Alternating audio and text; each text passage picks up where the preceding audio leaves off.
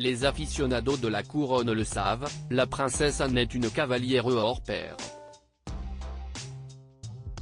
La fille de la regrettée Elisabeth II, qui a commencé à participer à des compétitions équestres dès l'âge de 11 ans, s'est lancé un défi de taille en 1976, marquant l'histoire d'une pierre blanche. Alors âgée de 26 ans, la princesse Anne a concouru lors des Jeux Olympiques de Montréal, sur le cheval de la reine baptisé Goodwill. À l'époque, elle devenait alors le premier membre de la famille royale britannique à participer aux Jeux. Comme le rappellent nos confrères de The Mirror, plusieurs membres de la couronne s'étaient déplacés pour soutenir la princesse Anne, qui était malheureusement rentrée bredouille au Royaume-Uni.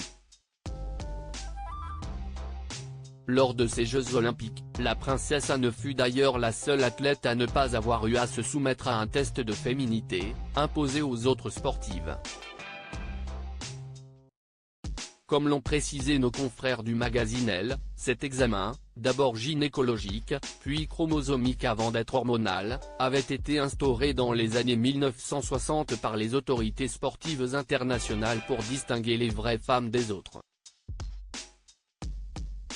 Le dit test, servant donc à vérifier si les athlètes concourant en tant que femmes n'étaient pas en réalité des hermaphrodites ou des hommes, a été aboli en 1999 par le CIO, Comité international olympique.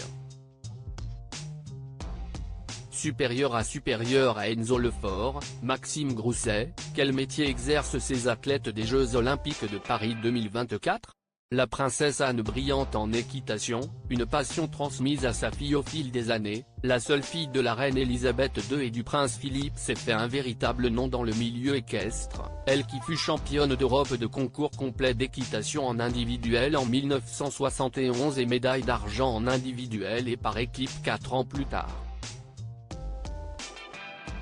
Si elle a désormais raccroché les crampons, la princesse a été nommée membre du Comité international olympique et est devenue la présidente de l'Association olympique britannique.